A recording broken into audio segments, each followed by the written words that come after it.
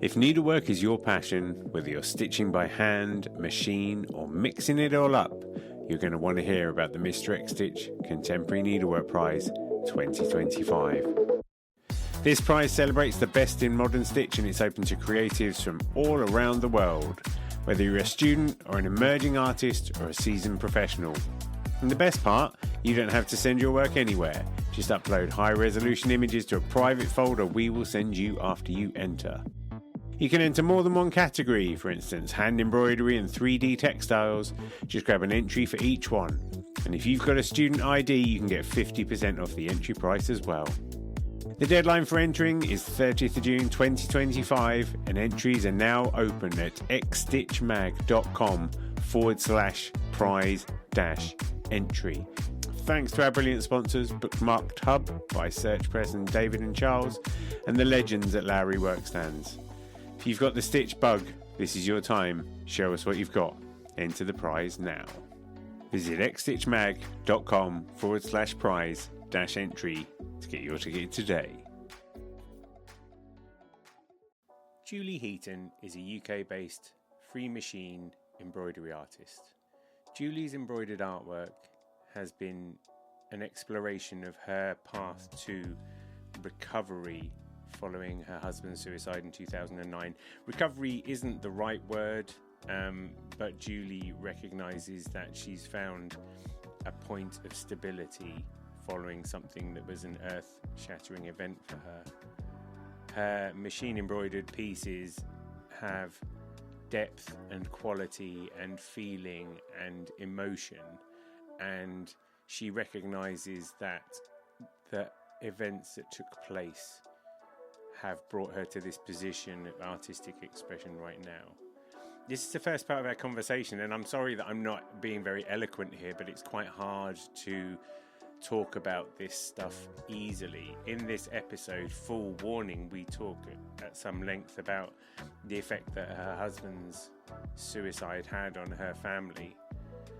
But throughout all of this, there's a sense that she wouldn't be here now making the work that she's making had that not happened. And while nobody ever wishes suicide to be a thing, it's not that there's good that's come from it, but I think Julie recognises that she's been on a journey and she's still on that journey, and the place that she's in now is about as good a place as you could hope to be.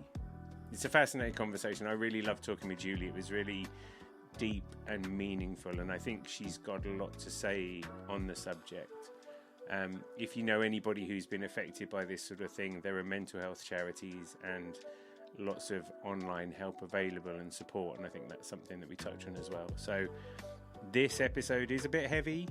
It ends nicely, and obviously we'll be back next week with the second half of the conversation. So do visit Julie's work at julieheaton.com, or find Julie Heaton Artist on Instagram, and you'll see why her work's amazing and why it was really good to talk to her. So I hope you enjoy the show. I apologise that I've not been able to speak very easily about it, but you know, it's quite a topic. So thanks for being there. I'll see you next week. Take care.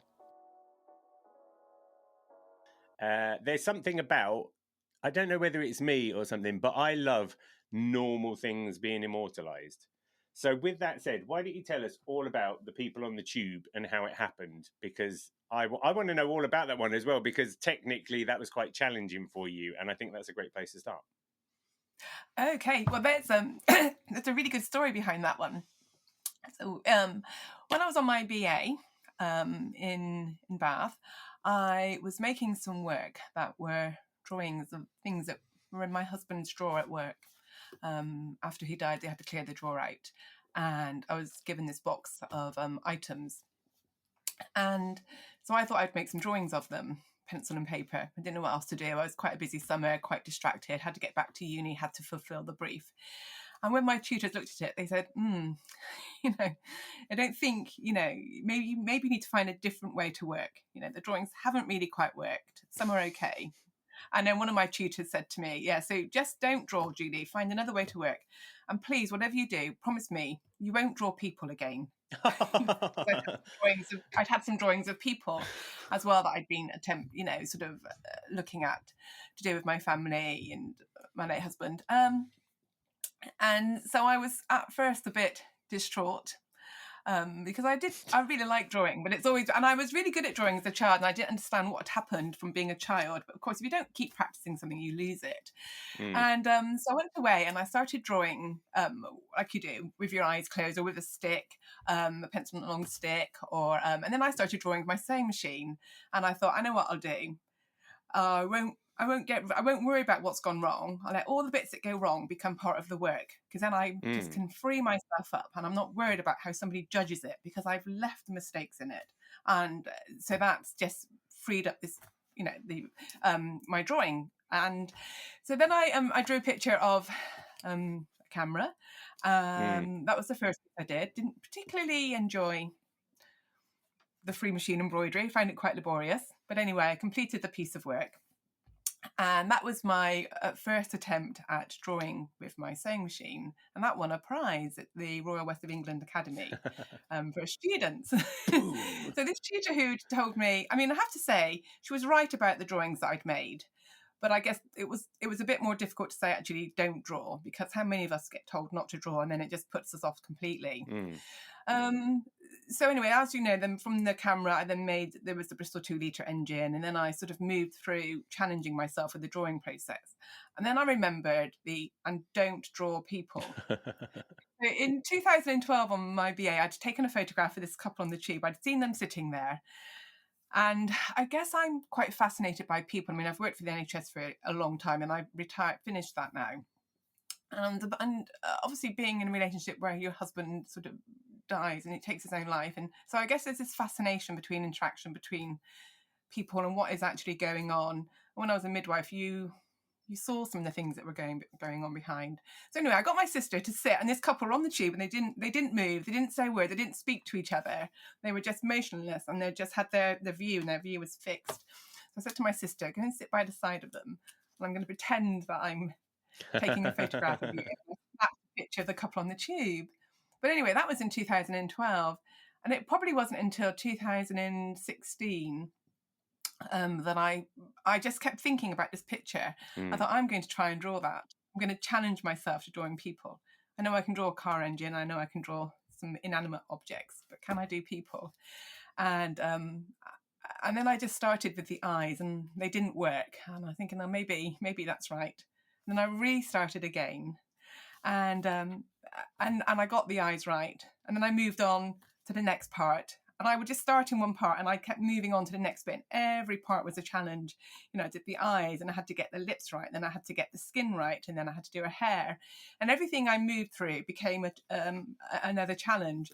And there were times that I'd been working on the drawing for about, maybe 6 or 9 months, and then I would get to the carrier bag, and then I'd think, oh my gosh, this drawing's not going to work. I spent all that time. How do I get the carrier bag to be translucent? How do I get? And I just kept moving through the picture like that. And I got to the hands. And that took me about 2 weeks to try and draw the hands. And that was how I just moved through the picture. So I spent about 2 years making it, because I had to keep going back to it, and I had other things happening at the same time. And to be working on something where you've got a year and a half's work, and then you've got another problem on the drawing, and you're trying to resolve it, and if you don't resolve it, the rest of the work is it's not going to be used. And I just kept working through it like that. And then at the end, I had to do my usual thing. I had to pin it onto some foam loft boards and take it outside and hose it down. So 2 years of work, because it's all made on dissolved fabric, and it gets hosed down in the garden. And it's quite a spectacle. And then you just have to leave it to dry, and you have to wait and see what's happened. Yeah. So this idea that you can obsessively control over the stitch, and then you don't know at the end, you just throw all that away. And that was, so it was just, so I made it because I was challenging myself. I never believe I find it really difficult to believe in myself. So I'll make things that are just challenging and trying to prove that, there is a worth to my work, and that I can create. But yeah, and a piece of work is still behind me. Can I ask a dumb question? When you do, say for instance, when you're doing the bag, when you're trying to do the translucence, do you do that on separate things? Do you have like lots of little test pieces where you feel it out before applying your skill to the total piece? Yeah, I've been asked that so many times, and it's really interesting. I would test out colours. So I'll have a piece, a small piece of dissolvable fabric about sort of that fits into a 20 centimetre hoop, and I'll work in sort of 1 centimetre squares to test out the colours, because each colour, because it's thread, I can't blend them like I can blend paints. The threads I've got is what I have to work with. So I will have different colour thread at the top and a different colour at the bottom, and then I will alter the tensions. So I do that to try and work out what colours what threads I need to use. But when it actually comes to practicing, to try and experiment with the plastic bag, the carrier bag, I have to do it in the main piece of work, because if I do it on the hoop on my trial piece, then because there's so many layers to whatever step I'm doing, unless I keep really careful records, I can't remember. So I just tend to launch straight into the piece of work. And if it hasn't worked, you can cut something out. Right. And every now and again, I might experiment with some layers of colour. If I'm trying to work out how to make it translucent, I might experiment a little bit, but mostly it's in the piece of work, because it's the only place where I can really apply myself and really attempt to get it to work, because it's such a lengthy process. It's interesting as well in that there's a sort of engineering element to this, isn't it? As we were saying, like with Meredith Woolnough, techniques very similar, machine stitching on soluble canvas, and she said, you have to build up the stitches to such a point where they've got their own integrity, so that, and I think you found this with your camera, didn't you? When you dissolve away the fabric, it kind of melts a little bit on you. It kind of changes and doesn't have the structure that you intended. So I suppose, is that a process of trial and error? Or with that piece at the end, did you just hose it and be like, dear Lord, please don't let this melt, please let it hold up?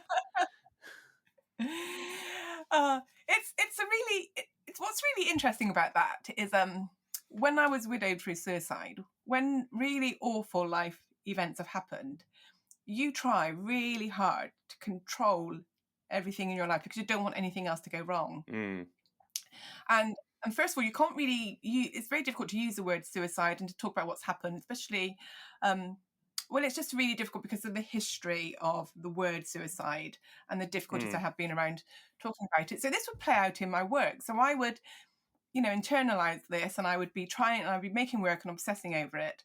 But then there was this idea that at the end of the making, I then, by pinning it onto these boards and washing it, I'm just throwing all that control. So what happens? How do I feel when something I've been working on or something in my life I've been trying to control doesn't go the way I want it to, or it falls apart, or it moves? So that's what was really interesting. So every time I make a piece of work, and when I dissolve the backing, I do look at it and think, oh, I'm really disappointed. That's not quite what I wanted. Something's moved, or there's a hole, or there's and sometimes it can take me a few days before I can fall back in love with the piece of work. I've had to come to terms with what's happened in this stage of the making.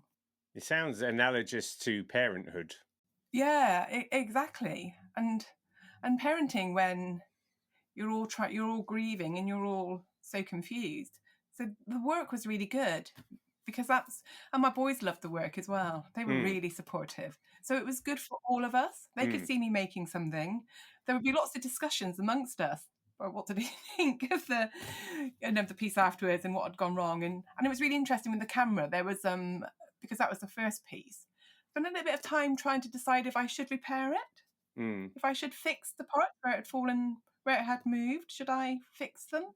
And then I sort of appreciated the beauty in those flaws. I just thought they were more significant maybe than the piece of work even. So as I got better at the process, there is slightly less flaws. That's what I was thinking in terms of like the parenthood thing. You try and bring children up and you try and control the way that they grow and evolve, but at a certain point you have to let them go. And I'm not necessarily thinking of disappointment, but there's that I've made this thing and now the world gets to adapt to it or something. And so it's that similar process. Yeah. But I was also then thinking about when I interviewed Kaz Holmes, she talked, she uses found objects and she doesn't really start a piece of work with an agenda. So there's a kind of thrill in the unknown, the sort of alchemy. And I suppose there's an element of that, as you say. Do you try and hold on to the original vision, or do you go, actually, this is some kind of partnership? There's a partnership where I'm creating and the fabric is creating, and then you're working together as best you can. And I think it's really interesting, and it's not sometimes necessarily to necessarily to do with the outcome. For me, it's more about how did I feel about it? How did I process it? What did I learn from that? As well as the fact that I've got a piece of work that I can show to people and have a conversation about. But the interesting thing is, if you wanted total control, then you could just stitch it on a fabric that wasn't dissolvable, couldn't you? So you're always giving yourself that jeopardy. And I need to give myself that jeopardy to give myself some freedom, because once I'm on fabric and it doesn't move, then I have these preconceived ideas. There's a camera, that's what the camera should look like. But by having this element of, being on dissolvable fabric, I think maybe the jeopardy is a bit that I like, and I like seeing how far I can push that. So that's where now it's got to a point where the jeopardy is not quite, the jeopardy is, it's lessened off now, because now I've got better at the process. So that's a really interesting. And then you think, well, what can I? But of course, when I got to start on my MA at the Royal College of Art, I guess there I was opening myself up again to be, to kind of put myself in a very uncomfortable position, because I was going there with an established practice, but and by then it was becoming successful. But then I was going to be challenged again. My making was going to be completely challenged, and that's exactly what they did. And I got there, and they said, "Why do you only draw with a sewing machine?" You went, I need to tell you about this person who said I shouldn't draw at all. Just before we go on to the MA, because I do want to talk about that, because that's interesting. One of the things I find interesting if you do free machine embroidery is like when you draw with a pen, you control the pen, and when you paint with a brush, you control the brush. But when you do free machine embroidery, you control the surface. So it's almost like it's like undrawing or something. I think it's interesting. It's almost like you're doing the opposite thing, aren't you? Because people don't write that way. I don't know. Obviously, it's something that resonated with you. I just wonder what you think about that. Yeah, that's really interesting. I hadn't really thought about that, because I always say to people, well, I use my sewing machine as a way to draw. But of course, it is completely different. I am moving the fabric around, and I am a little bit at the whim of the sewing machine as well, because sometimes, it might catch, or the threads might break, and then you have to start again. Whereas normally when you're just drawing a line, you can just keep continuing that line. But you get interrupted lots of ways with a sewing machine. And also with the same, and of course, when you are moving that piece of material around underneath as well, that is stretching and moving, and holes are turning up in it. So the whole process is one that is just open to things going wrong. And so when you get it right, but also because, I guess still, like I say, it's still that idea of jeopardy, and maybe that's because I'm not very confident, and I need to find a way to throw off my inhibitions. And I definitely need that element of jeopardy. I need the element of things going wrong, because then, I don't know, I really think it gives me a lot more freedom to create. The one thing that's fascinating, and I don't want this to drift into too much of a therapy session, but intentionally putting jeopardy into work doesn't sound like someone who's not very confident. It sounds like someone who's like, come on, I need a bit of a challenge. The challenge is always there. Yeah, I do need a bit of a challenge as well. I think that is right, because it's quite exciting when you have a challenge, and then it's disappointing. And if you can't make something work, you can be a bit hard on yourself. But I just think unless you take these challenges, unless things go wrong, you're not then going to find a way forward. You have to have mistakes. Things have to go wrong in the making. People have to say things that you're not sure about, or maybe are a bit uncomfortable, because without those happening, the next new thing doesn't happen. I think mistakes and are absolutely pivotal in my making. And the comments that I've had from people that have, because we can have these comments and we can just think, oh, that's it, I finished. But if you take some time, people make these comments because normally they're making them because they want to help you, or because they've got a valid point. And okay, maybe you can still disagree with a valid point, but if that tutor hadn't challenged me about my drawing, I wouldn't have started stitching with my sewing machine. If my husband hadn't died, I wouldn't have been making pieces of work like I was his camera and his car engine. I wouldn't have been making them. I wouldn't have been at the summer exhibition. I wouldn't have been showing a piece of work that was all about it. I don't know where my making would have gone if the tragedy hadn't happened to our family. Do you think that people, because what you're talking about is resilience, I think, and do you think people can learn resilience? Like, can you learn resilience from a book, or do you think the only way you can get resilience is to get beaten up a bit? Oh, I think resilience is so hard. It's affected by so many other things. It's affected by, your health. It's affected by what's happening outside to the weather. It's affected by how your children are doing. So many things.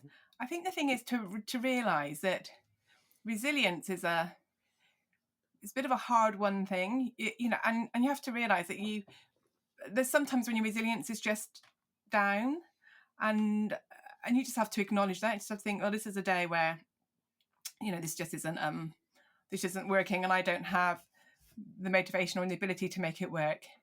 But just knowing that's not going to last, because it will come back, and then and so and lots of different things in life can affect when it comes back and how much you value it.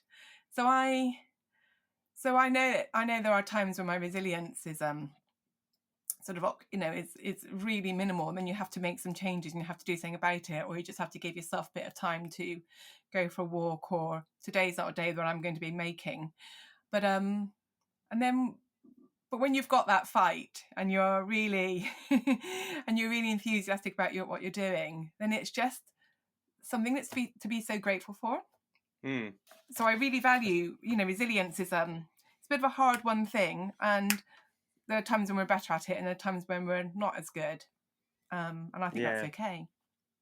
I sometimes think if you're getting that feedback from your tutor, I don't think you should draw anymore, is pretty brutal. I mean, I'm sure it was couched hopefully more sensitively than that, but that can be hard to take when you're at an age where you're not used to that kind of thing, isn't it? And that's what I think I'm just wondering is, the older you get, the less we care about people's opinions, but also we've had a few bumps and scrapes regardless of our circumstance. So you do get a bit tougher.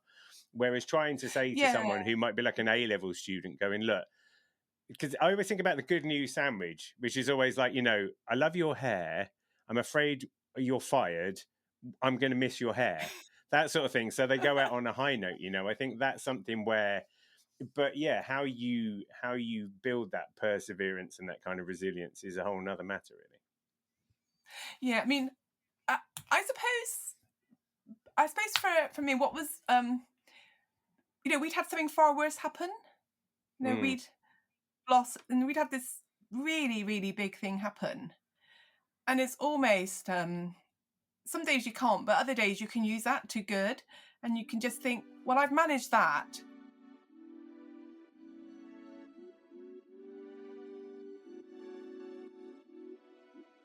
Would you like to, in the way that's best for you, would you like to tell the tale of what happened with Carl, the way that is best for you? Yes. Well, I think before 2009, it'd always been a bit of I think men are quite often a bit grumpy, aren't they?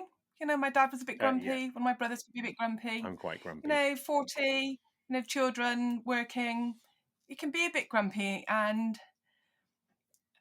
I didn't really know what was going on. Because in those days, you didn't talk about the word suicide. My son got told off in primary school because we'd used the word at home because it happened in our community, and we'd used the word. And when my son went to school, he got told off, or I got asked to come in because he'd used the word suicide, and the teacher thought it was really inappropriate. and so that's what we were. And I just remember it was a time when there was such a stigma, so nobody talked about mental health. And I knew that Carl's mum had also taken her own life, but it was never a conversation that Carl wanted to talk about. It was all kept very, very quiet. It wasn't even on his GP record. It was on his GP record that she died a different way. So, but of course, when she died in the 80s, that was just the way it was. It was really, people didn't talk about that. So that's what Carl was used to, and nothing right or wrong about that, because that was just the way it was in the time. We only in the 80s we started to understand the importance that we do need to chat. So that takes a long time. So I never really talked about it. I thought he was just, maybe he was a bit grumpy, a bit difficult, and we, sat in the pub a few days before he died, having, a drink and a chat about cycling, because I'm a really keen cyclist, and we were sort of talking about pros and, but anyway, as we got forward through November and into December, the weather had been really bad, and not just the weather, it was really grey. So I always remember, these grey days. And I came home from our college, and there was a big letter on the side, big brown envelope, and I just thought, well, that's odd. And it had my name on it, and it was really official. And anyway, that was all letters. It was a big sort of brown envelope full of where we would find him. Right. So contact with the police, and they didn't tell us anything. Then we would try it, and I was going to pick up my boys from tennis, and then we would phone the police again, and still we couldn't get anything, and we didn't know what was happening, and we didn't know where he was and what had happened. And then I think about 6 o'clock the police turned up. So it's just like a scene out of EastEnders, really. So yes, my youngest was 8, and my eldest was 10, really. It was 10, and it was just the most impossible situation, as you can probably imagine. But it was made a bit, and it's been a real battle. It's been a real battle. It's been up and down ever since that happened. Just because of dealing with generation age gaps who decide it's best thing to do is not talk about it. Family, yeah. So there's about sort of being too critical of different things that happened, because it is a very difficult situation, and people don't really know how to react, and everybody responds to the way that they think they should. But my friends were amazing, and we've had lots of ups and downs, and but my boys have come out the other side.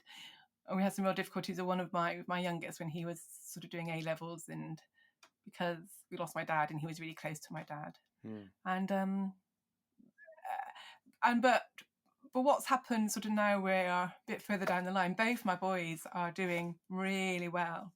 One of them has got a job over in Cambridge. He went to Manchester Uni, and he's got a really good job. He's very happy.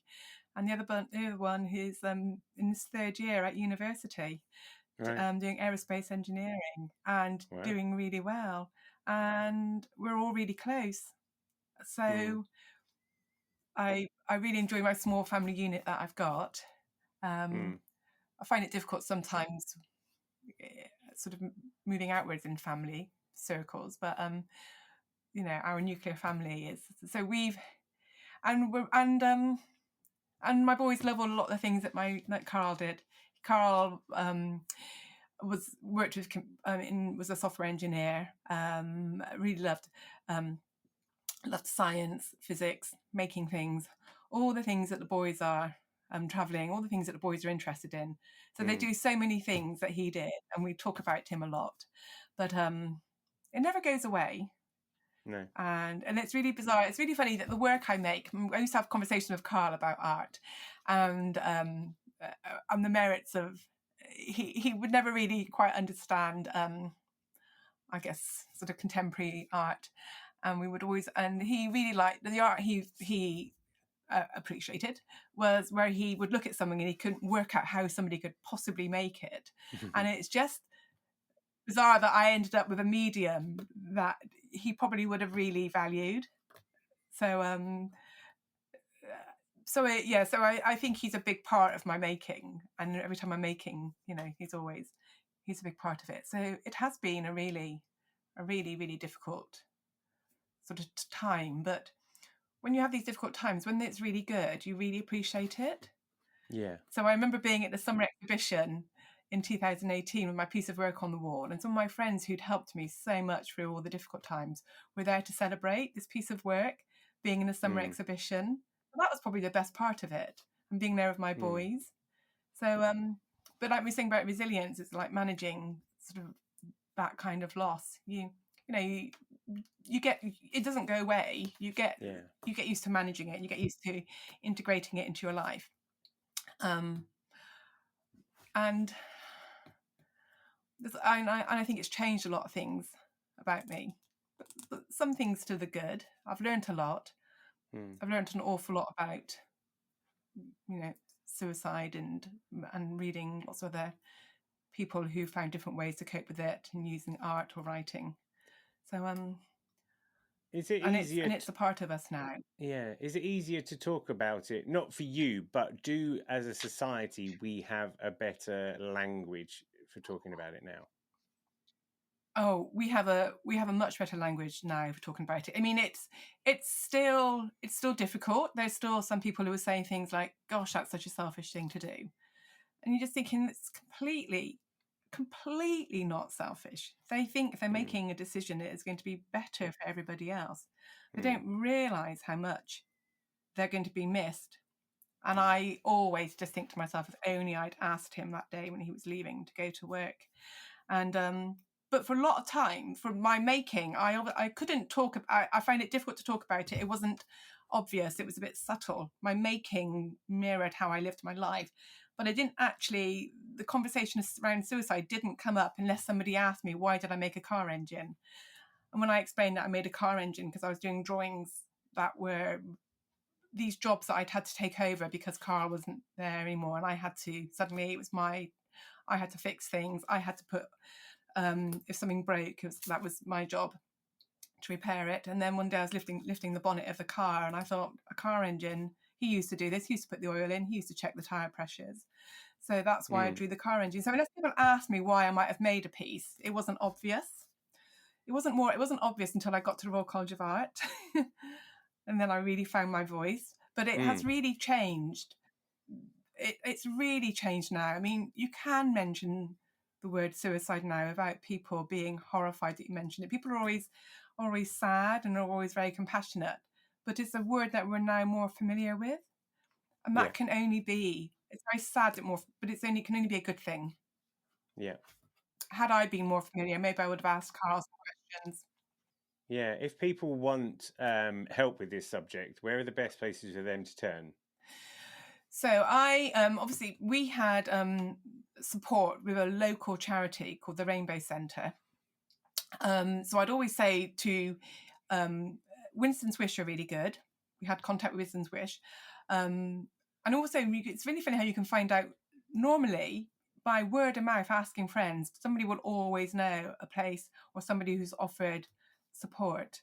There's some really good books on the subject, because one of the most horrible things about death through suicide, if somebody's had cancer, there's been a lot of time to come to terms with it, and you found out a lot about the illness, about why they might have caught the illness, why they died. But with suicide, you don't know you can't answer any of those questions. You have lots of questions that you can't answer.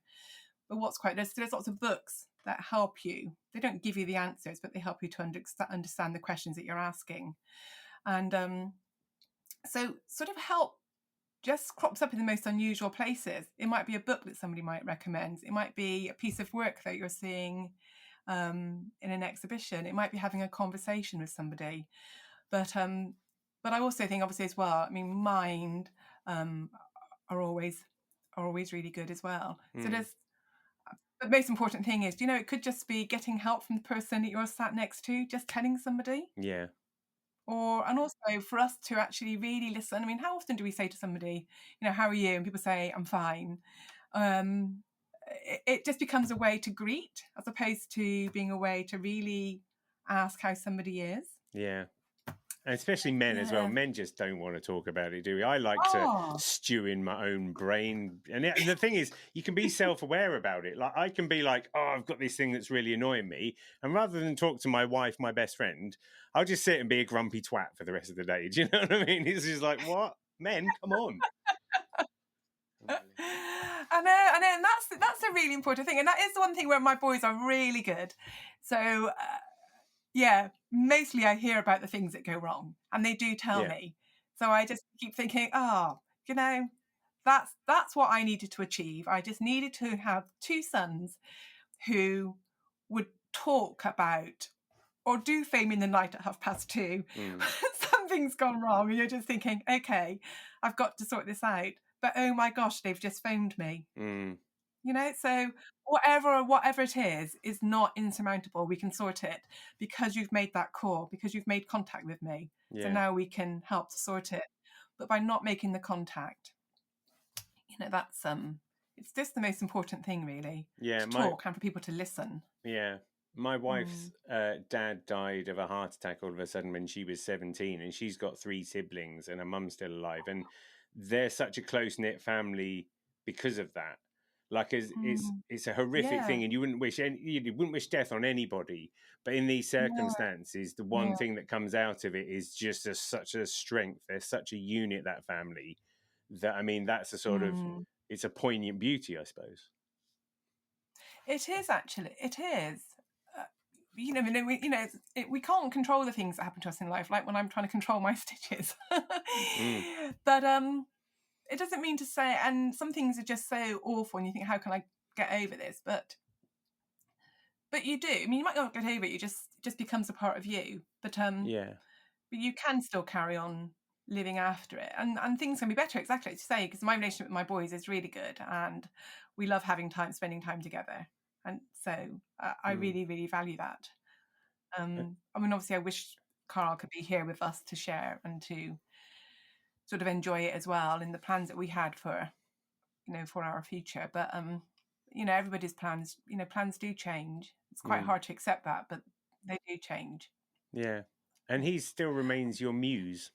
Yeah, he does. Yeah, he does. And there's somebody else on Instagram as well, and she suffered a loss, through suicide as well, and that's where the making is really good, because I really think about my making and before I put things on Instagram. But then when you have these conversations with people, so again, when you say that about where can people get help from, it's amazing. This sort of on our community on Instagram, especially with textiles, it is quite amazing, and people and when you're reading, you're quite humbled that people are responding in the way that they are with such honesty as well. So it's a really value being a member of the textile community. I think it's I think we're really fortunate. Thanks for joining me on another Needle Exchange. I hope you enjoyed the show. I'd love to hear from you, so feel free to email hello@needle.exchange, that's NEEDL.exchange, with any thoughts, comments or feedback. And if you want to keep up with all the news, sign up to the Needle Exchange mailing list at bit.ly/needleexchange. See you next time.